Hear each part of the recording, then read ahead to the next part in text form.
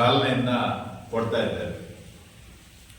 ಇದಕ್ಕೆ ಮುಖ್ಯವಾಗಿ ನಮ್ಮ ಸಾಮಾಜಿಕ ಕಾರ್ಯಕರ್ತರು, ಹೋರಾಟಗಾರರಾಗಿರ್ತಕ್ಕಂತಹ ಕುಂಟಕೋಟ್ ಸೀತಾರಾಮ್ ಅವರು ಹಾಗೂ ಷಣ್ಮುಖ ಕಂಚಾಳ್ ಸರ್ ಅವರು ಮತ್ತು ಯೋಗದ ಅಲ್ಲಿ ಕಾನೂನು ವ್ಯಾಸಂಗ ಮಾಡ್ತಕ್ಕಂತಹ ಸುನೈನ್ ಅವರು, ಸಚಿನ್ ಅವರು, ಯಾಸಿನ್ ಅವರು, ಪವನ್ ಅವರು ಹಾಗೂ ಆಸಿಫ್ ಅವರು ಹಾಗೂ ಇನ್ನು ಸಾಕಷ್ಟು ಜನ ಯೋಗದ ನಿವಾಸಿಗಳು ಇದಕ್ಕೆ ಬೆಂಬಲವನ್ನು ವ್ಯಕ್ತಪಡಿಸಿದ್ದಾರೆ.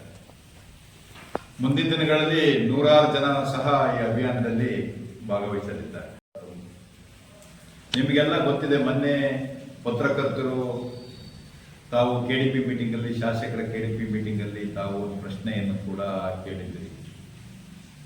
ಯೋಗಾಭಿವೃದ್ಧಿ ಪ್ರಾಧಿಕಾರದಲ್ಲಿ ಬಗ್ಗೆ ನಮಗೆ ಯಾವುದೇ ರೀತಿ ತಾವು ಮಾಹಿತಿಯನ್ನ ಕೊಡ್ತಾ ಇಲ್ಲ ಅಂದಾಗ ಅವರು ಅಲ್ಲಿನ ಪತ್ರಕರ್ತರಿಗೆ ಮಾಹಿತಿ ಕೊಟ್ಟಿದ್ದೀನಿ ಅಂತಕ್ಕಂಥ ವಿಚಾರ ಹೇಳಿದರು. ಅದರಲ್ಲಿ ನಾನೇನು ಅದನ್ನು ವಿರೋಧ ಮಾಡ್ತಾ ಇಲ್ಲ. ಕೆಲವು ಲೋಪಗಳಿದೆ, ಆ ಲೋಪವನ್ನ ಸರಿಪಡಿಸಿಕೊಂಡು ತಾವು ಅದನ್ನು ಕಾಮಗಾರಿಗಳನ್ನು ಮಾಡಬೇಕು ಅಂತ ಈಗಾಗಲೇ ಪ್ರವಾಸೋದ್ಯಮ ಇಲಾಖೆಯಿಂದ ಯೋಗಾಭಿವೃದ್ಧಿ ಪ್ರಾಧಿಕಾರಕ್ಕೆ 185 ಕೋಟಿ ರೂಪಾಯಿ ಬಿಡುಗಡೆ ಆಗಿದೆ. ಇದಕ್ಕೆ ಸೈಮಲ್ಟೇನಿಯಸ್ ಆಗಿ ಈಗ 116 ಕೋಟಿ ವೆಚ್ಚದಲ್ಲಿ 2021ನೇ ಇಸ್ವಿಯಲ್ಲಿ ಒಂದು DPR ಆಗ್ತದೆ. ಏನಪ್ಪಾ ಅಂತಂದ್ರೆ ಒಂದು ಕೇಬಲ್ ಕಾರು, ಪಂಚತಾರ ಹೋಟೆಲ್ ಮತ್ತು ರೋಪ್ವೇ ನಿರ್ಮಾಣ. ಇದಕ್ಕೆ 116 ಕೋಟಿ ವೆಚ್ಚದಲ್ಲಿ ಭೂಮಿಪುತ್ರ ಅಂತ ಹೇಳಿ ಒಂದು ಬೆಂಗಳೂರಿನ ಕಂಪನಿ, ಆ ಭೂಮಿಪುತ್ರ ಕಂಪನಿ ಬೇರೆ ಅಲ್ಲ, ಪತ್ರಕರ್ತರ ನಿಮಗೆ ಗೊತ್ತಿರ್ತದೆ. ಅದೀಗೇನು ಯೋಗಾಭಿವೃದ್ಧಿ ಪ್ರಾಧಿಕಾರನ ಡೆವಲಪ್ ಮಾಡ್ತದಲ್ಲ, ಅದ್ರದ್ದೇ 2ನೇ ಮುಖ ಅಷ್ಟೇ. ಅದು ಇವರೆಲ್ಲ ಸಾಮಿಲ್. ಈಗಾಗಲೇ 185 ಕೋಟಿ ಬಿಡುಗಡೆ ಆಗಿದೆ, ಒಂದು 70-80 ಕೋಟಿ ರೂಪಾಯಿ ಕೆಲಸ ಆಗಿದೆ. ಕೇಳಿದ್ರೆ ಮುಕ್ತಾಯ ಹಂತದಲ್ಲಿದೆ ಅಂತ ಹೇಳ್ತಾರೆ. ಯಾರು ಸಾರ್ವಜನಿಕರು ದುಡ್ಡು ಲೋಪಲ್ ಆಗ್ತಾ ಇದೆ, ನಿಮ್ಮ ಒಳಗಡೆಗೆ ಬಿಡೋದಿಲ್ಲ. ನೀವೆಲ್ಲ ಸಾಗರ ಯಾರಿಗೂ ಫೋನ್ ಮಾಡಿ ಪರ್ಮಿಷನ್ ತಗೊಂಡು ಒಳಗಡೆ ಹೋಗು ಅಂತ ಪರಿಸ್ಥಿತಿ ನಿರ್ಮಾಣ ಆಗಿದೆ. ಮತ್ತೆ ನಮ್ಮ ಈಗ ಏನಾಗಿದೆ ಅಂದ್ರೆ, ಈ ಅಧಿಕಾರಿಗಳು ಎಲ್ಲೋ ಈ ಭೂಮಿಪುತ್ರ ಕಂಪನಿ ಒಟ್ಟಿಗೆ ಸಾಮೀಲಾಗಿದ್ದಾರೆ ಅಂತಕ್ಕಂಥದ್ದು ನಮಗೆ ಮೇಲ್ನೋಟ ಕಂಡು ಬರ್ತದೆ. ಯಾಕೆ ಈ ಮಾತನ್ನು ಹೇಳ್ತಾ ಇದ್ದೀನಿ ಅಂತಂದ್ರೆ, ಈಗಾಗಲೇ ಅಲ್ಲಿ ಪ್ರವಾಸಿ ಮಂದಿರ ಇದೆ. ಆ ಪ್ರವಾಸಿ ಮಂದಿರ 99ನೇ ಇಸ್ವಿಯಲ್ಲಿ ಕಾಗೋಡು ತಿಮ್ಮಪ್ಪರ ಅಧ್ಯಕ್ಷತೆಯಲ್ಲಿ ನಿರ್ಮಾಣ ಆಗಿರ್ತಕ್ಕಂಥ ಅವ್ರದೊಂದು ಕನಸಿನ ಕೂಸು. ಆದ್ರೆ ದುರದೃಷ್ಟವಶಾತ್ ಅವರು ಅವತ್ತು ಆ ಫಾರೆಸ್ಟ್ ಜಾಗದಲ್ಲಿ ಈ ಪ್ರವಾಸಿ ಮಂದಿರವನ್ನ ಕಟ್ಟಿದ್ರು. ಬಹಳ ಅತ್ಯದ್ಭುತವಾಗಿ ಅವರು ಆ ಬ್ರಿಟಿಷರದ್ದು ಏನು ಕಾನ್ಸೆಪ್ಟ್ ಇತ್ತು ಅದೇ ಕಾನ್ಸೆಪ್ಟ್ ಅಲ್ಲಿ ಕಟ್ಟಿದ್ರು. ಅದು ಒಳ್ಳೆ ವ್ಯೂ ಪಾಯಿಂಟ್. ಆ ಪ್ರವಾಸಿ ಮಂದಿರದಲ್ಲಿ ಸುಪ್ರೀಂ ಕೋರ್ಟ್ HL ದತ್ತು ಸಾಹೇಬರು ಕೂಡ ಬಂದು ಉಳಿದಿದ್ರು. ಹಾಗೆ ಹೈಕೋರ್ಟಿನ ಜಡ್ಜ್ಗಳು ಸಿರಿಯಾಕ್ ಜೋಸೆಫ್ ಇರ್ಬೋದು, ಹಾಗೆ ಅನೇಕ ಮಹನೀಯರು ಬಂದು ಅಲ್ಲಿ ಉಳಿದಿದ್ದಾರೆ. ಮತ್ತೆ ಸಾಕಷ್ಟು ಸಚಿವರು, ಚೀಫ್ ಮಿನಿಸ್ಟರ್ಗಳು ಎಲ್ಲರೂ ಉಳಿದಿರ್ತಕ್ಕಂಥ, ವಾಸ್ತವ್ಯ ಉಳಿದಿರ್ತಕ್ಕಂಥ ಸ್ಥಳ ಅದು. ಅದನ್ನ ಇವತ್ತು ಕಟ್ಟಡ ಸುಸಜ್ಜಿತವಾಗಿದೆ. ಇತ್ತೀಚೆಗೆ ರಿನೋವೇಷನ್ ಕೂಡ ಆಗಿ ಮೆಟೀರಿಯಲ್ಸ್ ಎಲ್ಲ ಸಾಗರದಲ್ಲಿ ಬಂದು ಬಿದ್ದಿದ್ದಾವೆ. ಈಗ ಅದಕ್ಕೆ ಮಾನ್ಯ ಸಂಸದರೇ ಸಹಕಾರ ನೀಡಿದ್ದಾರೆ. ಇವತ್ತು ಅದನ್ನ ಒಡೆದು ತೆಗೆಯತಕ್ಕಂಥ ಪ್ಲಾನ್ ತರಾತುರಿಯಲ್ಲಿ ಆಗ್ತದೆ. ಪಾಪ ಇಲ್ಲೊಬ್ಬರು ತಹಸೀಲ್ದಾರ್ ಪ್ರತಿಭಾನ್ವಿತ ಒಬ್ರು ಬಂದಿದ್ದಾರೆ. ಅವರಿಗೆ ಒಂದು ಮಿಸ್ಲೀಡ್ ಮಾಡ್ತಾರೆ.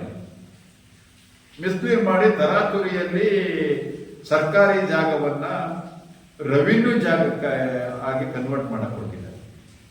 ಇನ್ನು ಹೌ ಇಟ್ ಇಸ್ ಪಾಸಿಬಲ್? 2019ನೇ ಇಸ್ವಿಯಲ್ಲಿ ಇದು JMA ಏನಿದೆ, ಯೋಗಾಭಿವೃದ್ಧಿ ಪ್ರಾಧಿಕಾರಕ್ಕೆ ಸಂಬಂಧಪಟ್ಟಂಗೆ ಆ ಜಾಗವನ್ನು ಕೊಟ್ಟಿದ್ದಾರೆ. ಆ ಜಾಗದ ಸ್ಕೆಚ್ ಇದೆ, 2019ನೇ ಇಸ್ವಿಯಲ್ಲಿ ಮಾಡಿರ್ತಕ್ಕಂಥ ಒರಿಜಿನಲ್ ಸ್ಕೆಚ್. ಇದಕ್ಕೆ ಫಾರೆಸ್ಟ್ ಮತ್ತೆ ರೆವಿನ್ಯೂ ಇಬ್ರು ಸೇರಿ ಜಂಟಿ ಸರ್ವೆ ಮಾಡಿಕೊಟ್ಟಿರ್ತಕ್ಕಂಥ ಸ್ಕೆಚ್. ಈ ಸ್ಕೆಚ್ನಲ್ಲಿ ಎಲ್ಲೂ ಕೂಡ ಈಗ ಹಾಲೆ IB ಇದೆಯಲ್ಲ, ಆ ಜಾಗ ರೆವಿನ್ಯೂ ಜಾಗ ಅಂತ ಗುರುತು ಮಾಡಿ, ಅದು ಫಾರೆಸ್ಟ್ ಜಾಗ ಅಂತಾನೆ ಬಿಟ್ಟಿರೋದು. ಮತ್ತೆ ನಿಮಗೆಲ್ಲ ಪತ್ರಕರ್ತರಿಗೆ ಗೊತ್ತು, ಒಂದು ಪ್ರಕರಣ ಹಸಿ ಇದೆ.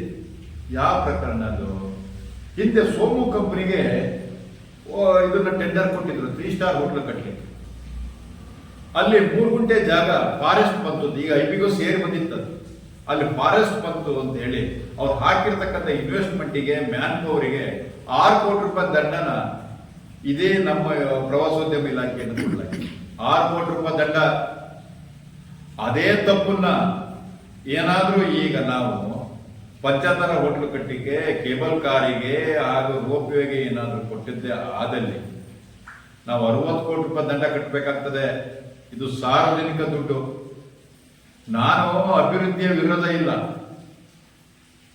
ನಾನು ಯಾಕೆ ಮಾತಾಡ್ತಿದ್ದೀನಿ ಅಂತಂದ್ರೆ, ಈ ಅಭಿವೃದ್ಧಿ ಮಾಡಬೇಕಾದ್ರೆ ನೀವು ಕಾನೂನಾತ್ಮಕವಾಗಿ ಮಾಡಿ ಅಂತ. ಯಾಕಂದ್ರೆ ತರಾತುರಿಯಲ್ಲಿ ಮಾಡಬೇಡ್ರಿ ಅಂತ. ಯಾಕಂದ್ರೆ ಶಾಸಕರಿಗೆ ಇದ್ರ ಬಗ್ಗೆ ಎಷ್ಟು ತಿಳುವಳಿಕೆ ಇತ್ತು ಬಿಟ್ಟದ್ದು ನಂಗೆ ಗೊತ್ತಿಲ್ಲ. ಆದ್ರೆ ಅವ್ರ ಜೊತೆಗೆ ನಮ್ಮ ರಮೇಶ್ ಇಂಜಿನಿಯರ್ ಅಂತ ಇದ್ದಾರೆ, ಅವರೇ ಎಲ್ಲ ನೋಡ್ಕೊಳ್ಳೋದು. ಅವರಿಗೆ ಇದ್ರ ಬಗ್ಗೆ ಸಂಪೂರ್ಣ ಮಾಹಿತಿ ಇದೆ. ಹಿಂದೆ ಬಿಲ್ಡಿಂಗ್ ಇದೆ, ಪ್ರವಾಸ ಮಂದಿರ ಕಟ್ಟಿದಾಗ ಅವರೇ ಇದ್ರು, ಅವರಿಗೆ ಇದ್ರ ಬಗ್ಗೆ ಸಂಪೂರ್ಣ ಮಾಹಿತಿ ಇದೆ. ಇದ್ರ ಮೇಲೆ ಒಂದು ರೆಪ್ರೆಸೆಂಟೇಟಿವ್ ಸೂಟ್ ಕೂಡ ಹಾಕಿದ್ರು. ಯಾರು? ನಮ್ಮ ಕಾರ್ಗಲ್ ಸಂತೋಷ್, ಕಾಂಗ್ರೆಸ್ ಪಕ್ಷದ ಮುಖಂಡರು ಕಾರ್ಗಲ್ ಸಂತೋಷ್ ಮತ್ತೆ ಇನ್ನು 5 ಜನ ಸೇರಿ ಒಂದು ರೆಪ್ರೆಸೆಂಟೇಟಿವ್ ಸೂಟ್ ಕೂಡ ಹಾಕಿದ್ರು. ಅದರಲ್ಲಿ ಸಣ್ಣಪ್ಪ, ಉಮೇಶ, ಗುರುಮೂರ್ತಿ, ವಿಜಯ್ ಕುಮಾರ್ ಇವರೆಲ್ಲ ಸೇರಿ ಒಂದು ರೆಪ್ರೆಸೆಂಟೇಟಿವ್ ಹಾಕಿ ಅದರೊಳಗೆ ಕಾಯ ಪ್ರತಿಬಂಧಕಾಜ್ಞೆ ಕೂಡ ಇನ್ನು ಪೆಂಡಿಂಗ್ ಇದೆ, ಇಂಜೆಕ್ಷನ್ ಆದೇಶ ಪೆಂಡಿಂಗ್ ಇದೆ. ಹೀಗಿದ್ದಾಗ್ಯೂ ಕೂಡ ಈ DC ಅವರಿಗೆ ಏನ್ ಹೇಳ್ಬೋದು? ಮೌಖಿಕವಾಗಿ ಏನೋ ಆದೇಶ ಮಾಡಿದಾರಂತ ಈಗಾಗಲೇ. ಏನಂತ? ಅಲ್ಲಿರ್ತಕ್ಕಂಥ ಮೇಟಿಗಳಿಗೆ, ಕೆಲಸಗಾರರಿಗೆಲ್ಲ ನೀವು ವೆಕೇಟ್ ಮಾಡಿ, ಸಾಮಾನೆಲ್ಲ ಖಾಲಿ ಮಾಡಿ ಅದನ್ನು ಹೊಡಿಬೇಕು ಅಂತ. ಆ ಫಾರೆಸ್ಟ್ನರಿಗೆ ಬುದ್ಧಿ ಬೇಡ. ಯಾಕೆ ಮಾತು ಹೇಳ್ತಿದ್ದೀನಿ ಅಂದ್ರೆ, ಸಾವಿರಾರು ಮರಗಳಿದ್ದಾವೆ. ಇವತ್ತು ಮರಗಳು ನಾಶ ಆಗ್ತದೆ, ಫಾರೆಸ್ಟ್ ಜಾಗದಲ್ಲಿ ಕಡಿತರೆ ಆಗ್ತಾ ಇದೆ. ಇದ್ರ ಬಗ್ಗೆ ಎಲ್ಲರೂ ಕೂಡ ನಾವು ಪ್ರತಿಭಟಿಸ್ತಕ್ಕಂಥ ಅನಿವಾರ್ಯತೆ ಇದೆ. ಸಾಗರ ತಾಲೂಕಿನಲ್ಲಿ ಬಹಳ ಸಮಸ್ಯೆಗಳಿದ್ದಾವೆ. ಇಟ್ಕೊಂಡಾಗ ನಾವು ಬೇಡೂರು ಗೋಪಾಲಕೃಷ್ಣ ಅವರು ನಾವು ಮಂತ್ರಿ ಪದವಿ ಕೊಡಬೇಕು ಅಂತ ನಾನು ಒತ್ತಾಯಿಸ್ತೇನೆ. ಯಾಕೆ ಅಂತಂದ್ರೆ, ಅವರಿಗೆ ಮಂತ್ರಿ ಪದವಿ ಕೊಟ್ರೆ ಇಂತಹ ಸಮಸ್ಯೆಗಳು ಕೂಡ ಬಗೆಹರಿಯುವ ನಿಟ್ಟಿನಲ್ಲಿ ಅವ್ರು ಕೆಲಸ ಮಾಡಬಹುದು ಅಂತ. ಹೀಗಂತ ಇದ್ದಾಗ, ಈ ಸಮಸ್ಯೆಗಳಿದ್ದಾಗ ಮತ್ತೆ ಸಮಸ್ಯೆಗಳನ್ನ ಸೃಷ್ಟಿ ಮಾಡಬಾರದು ಅಂತೇಳಿ ನಾವು ಬೃಹತ್ ಪ್ರತಿಭಟನೆಯನ್ನು ಎದುರಿಸಬೇಕಾಗ್ತದೆ. ಜೋಗದಿಂದ ಕಾಲ್ನಡಿಗೆ ಜಾಥವನ್ನು ಮಾಡ್ತೇವೆ. 100 ಜನ ಇದಕ್ಕೆ ಬೆಂಬಲವನ್ನು ಕೊಟ್ಟಿದ್ದಾರೆ. ಯಾಕೆ ಅಂತಂದ್ರೆ, ಇವತ್ತೇನು 185 ಕೋಟಿಯಲ್ಲಿ ಮಾಡ್ತಕ್ಕಂಥ ಪ್ರಾಜೆಕ್ಟ್ ಏನಿದೆ ಅದು ಅಷ್ಟು ಕೂಡ ಮೂಲಭೂತ ಸೌಕರ್ಯಕ್ಕೆ ಯೂಸ್ ಆಗ್ತಾ ಇದೆ. ಈ 116 ಕೋಟಿ ಭೂಮಿಪುತ್ರ ಕಂಪನಿ 42 ವರ್ಷಕ್ಕೆ ಲೀಸಿಂಗ್ ಕೊಟ್ಟಿದ್ದಾರೆ. 42 ವರ್ಷಕ್ಕೆ ಪತ್ರಕರ್ತರ 42 ವರ್ಷಕ್ಕೆ ಲೀಸಿಂಗ್ ಕೊಟ್ಟಿದ್ದಾರೆ.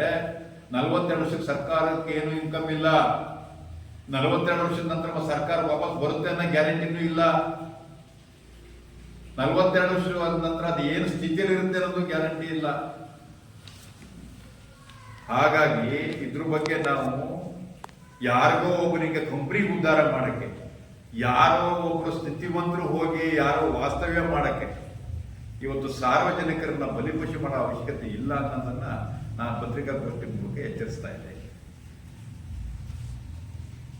ಎರಡನೇ ಕಂಪನಿ ಇದೆಯಲ್ಲ, ಇದು ಬಹುರಾಷ್ಟ್ರೀಯ ಕಂಪನಿಗಳ ಜೊತೆಯಲ್ಲಿರ್ತಕ್ಕಂಥ ಕಂಪನಿ. ಸ್ಥಳೀಯರಿಗೆ ಉದ್ಯೋಗಗಳು ಅಲ್ಲಿ ಪಾಪ ಸಣ್ಣ ಪುಟ್ಟ ಫುಟ್ಪಾತ್ಗಳಲ್ಲಿ ಫುಟ್ಪಾತ್ನ ಹಣ್ಣನ್ನು ಮಾರಾಟ ಮಾಡಿ ಜೀವನ ಮಾಡ್ತಕ್ಕಂಥ ಕಾಗಲ್ ಜೋಪಾಲ್ಸ್ ಅಲ್ಲಿ ಇದ್ದಾರೆ.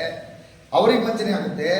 ಜೊತೆಗೆ ಇವತ್ತು ಶಾರಾವತಿ ಮುಳುಗಡೆ ಅಂತ ರೈತರು 75 ವರ್ಷದ ಹತ್ರ ಭೂಮಿ ಕಳ್ಕೊಂಡಿದ್ವಿ, ಅದಕ್ಕೆ ಡಿನೋಟಿಫೈ ಮಾಡಲಿಕ್ಕೆ ಸರ್ಕಾರ, ಕೇಂದ್ರ ಮತ್ತು ರಾಜ್ಯ ಸರ್ಕಾರಗಳು ವಿರೋಧ ಮಾಡಿದ್ರು. ನಿಮಗೆ ಕಂಡಂತೆ ಜೋಗ ಪ್ರಾಧಿಕಾರದ ಹೆಸರಲ್ಲಿ ಮರಗಳಿದಾವೋ, ಅದು ಫಾರೆಸ್ಟ್ ಜಾಗ. ಆ ಜಾಗಕ್ಕೆ ಈ ಸ್ಥಳೀಯ ಶಾಸಕರು ಮತ್ತೆ ಶಾಸಕರು ಅನ್ನೋದಕ್ಕಿಂತ ಜನಪ್ರತಿನಿಧಿಗಳು ಅದರ ಬಗ್ಗೆ ಗಮನ ಹರಿಸಿದ್ದೇನೆ. ಈ ರೀತಿ ಸರ್ಕಾರ ದುಡ್ಡುಗಳನ್ನ 230 ಕೋಟಿ ದುಡ್ಡು 130 ಕೋಟಿ ದುಡ್ಡು ಹಣವನ್ನು ವ್ಯಯ ಮಾಡಿ, ಈ ನಮ್ಮ ವಕೀಲರು ಹೇಳ್ದಂಗ್ಲೇ ಅಲ್ಲೇನು ಇವತ್ತು ಕಂಪನಿಗಳು ಕೆಲಸ ಮಾಡಿ 42 ವರ್ಷ ಲೀಸ್ ಕೊಡ್ತಾರಲ್ಲ, ಅದಕ್ಕೆ ಸ್ಥಳೀಯರಾಗಿ ನಾವು ಮಲೆನಾಡನ್ನ ಅಭಿವೃದ್ಧಿ ಮಾಡೋ ಜೊತೆಗೆ ಹಾಳು ಮಾಡಲಿಕ್ಕೆ ಇವರು ಹಣಕ್ಕಾಗಿ ಹೊರಟಿದ್ದಾರೆ ಅಂತಕ್ಕಂಥದ್ದು ಜೋಗ ಪ್ರಾಧಿಕಾರ ಹೆಸರಲ್ಲಿ ಇವ್ರು ಮಾಡ್ತಿದ್ದಾರೆ. ಅದನ್ನ ನಾವು ಸ್ಥಳೀಯರಾಗಿ ಮಲೆನಾಡಿನ ಜನಗಳು ನಾವೆಲ್ಲ ವಿರೋಧ ಮಾಡ್ತೀವಿ. ಇದಕ್ಕೆ ಸಂಪೂರ್ಣವಾದಂತಹ ಬೆಂಬಲ ಜೋಗ ಉಳಿಸಿ ಅಭಿಯಾನಕ್ಕಾಗಿ ನಾವು ಇವತ್ತು ಪತ್ರಿಕಾಗೋಷ್ಠಿ ನಡೆಸಿದ್ವಿ. ಶಾಸಕರು ಮತ್ತು ಸಂಸದರು ತಕ್ಷಣದ ಗಮನ ಹರಿಸಿ ಅದನ್ನ ದುಡ್ಡನ್ನು ಪೋಲಾಗಬಾರ್ದು, ಸಾರ್ವಜನಿಕರ ಏನು ತೆರಿಗೆ ಹಣ ಪೋಲಾಗಬಾರ್ದು ಅಂತಕ್ಕಂಥ ಮನವಿ. ನಾವು ವಿಶೇಷವಾಗಿ ಆ ಕಾರಣಕ್ಕಾಗಿ ಇವತ್ತು ನಾವು ವಿರೋಧವನ್ನು ಮಾಡ್ತಾ ಇದ್ದೀವಿ. ಸೋರಿಕೆ ಆಗಬಾರ್ದು, ಕಾನೂನುಬದ್ಧವಾಗಿ ಮಾಡಬೇಕಾದ್ರೆ ಇಲ್ಲದ್ರೆ ಒಬ್ಬ ಜನಸಾಮಾನ್ಯ ಬರೀ ಸಾಗರದವರಲ್ಲ, ಬೆಂಗಳೂರಿನಲ್ಲಿ ಕುಂತ್ಕೊಂಡು ಅಲ್ಲೆಲ್ಲಾದ್ರೂ ಸಾರ್ವಜನಿಕ ಹಿತಾಸಕ್ತಿ ರಿಟ್ ಅಂತ ಒಂದು ಹಾಕಿದ್ರೆ ಇಡೀ ಹಾಕಿದ ಹಣ ಪೂರ್ತಿ ಹೋಗುತ್ತೆ. ನೋಡಕ್ಕೆ ಅವ್ರಿಗೆ ಆಲ್ರೆಡಿ ಸಿಟಿಲಿದ್ದು ಬೇಜಾರಾಗಿದೆ. ಅವ್ರು ನೇಚರ್ ಫೀಲ್ ಮಾಡಕ್ಕಂತ ಬರೋದು. ನೇಚರೇ ಹಾಳು ಮಾಡಿದ್ರೆ ಇನ್ ಫ್ಯೂಚರ್ ಜನನೂ ಬರಲ್ಲ ಈ ಕಡೆ. ಪ್ರವಾಸಿ ಮಂದಿರ ಬಿಲ್ಡ್ ಮಾಡ್ತಿದ್ದಾರೆ ಅವರು, ಪ್ರವಾಸ ಪ್ಲೇಸ್ ಅಂತ ಹೇಳಿ. ಬಟ್ ಅದು ಇನ್ ಫ್ಯೂಚರ್ ಅವರಿಗೆ ಅದು ಫಾಲ್ಟ್. ಜನ ಏನಿಗೆ ಬರ್ತಾರೆ? ನಾವು ಕಾಮನ್ ಪೀಪಲ್ ಆಗಿ ಯೋಚನೆ ಮಾಡಿದ್ರು ಒಂದು ಬೀಚು, ಒಂದು ಫಾಲ್ಸಿಗೆ ಏನಿಗೆ ಹೋಗ್ತೀವಿ, ಅಲ್ಲಿ ರೀಚ್ ಗ್ರೀನರಿ ನೇಚರ್ನ ನೋಡೋಕ್ಕೆ ಹೋಗೋದು ನಾವು. ನೇಚರ್ ಇಲ್ಲ ಅಂತಂದ್ರೆ ನೀವು ಕೋಟಿ ಇನ್ವೆಸ್ಟ್ ಮಾಡಿ ಏನು ಪ್ರಯೋಜನ ಇದೆ? ಜನ ಬರ್ತಾರ